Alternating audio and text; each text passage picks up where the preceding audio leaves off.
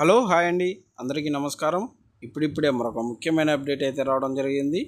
అదేమిటంటే ఏపీ ప్రభుత్వం కీలక నిర్ణయం, జూలై 1 నుండి మారనున్న కొత్త రూల్స్ అంటూ ఇప్పుడిప్పుడే మరొక ముఖ్యమైన అప్డేట్ అయితే రావడం జరిగింది.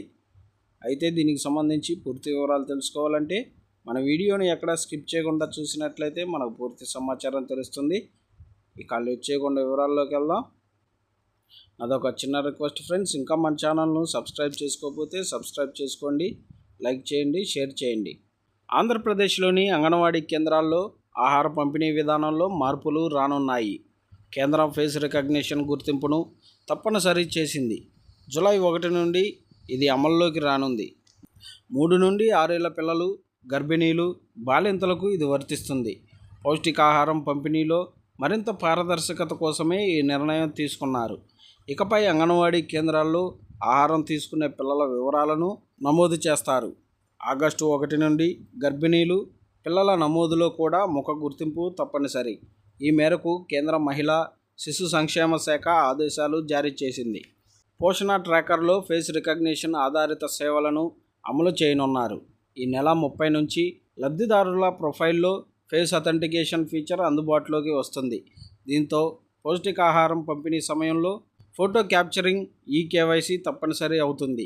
ఈ మేరకు అన్ని రాష్ట్రాలు, కేంద్రపాలిత ప్రాంతాలకు ఆదేశాలు జారీ చేశారు. ఈ కొత్త విధానం వల్ల ఆహార పంపిణీలో మరింత ఖచ్చితత్వం ఉంటుందని అధికారులు భావిస్తున్నారు. మరోవైపు ఏపీ ప్రభుత్వం మరో వినూత్నమైన ఆలోచన చేసింది. అంగన్వాడీ సెంటర్ల కోసం కంటైనర్లను వాడుకలోకి తీసుకొస్తుంది.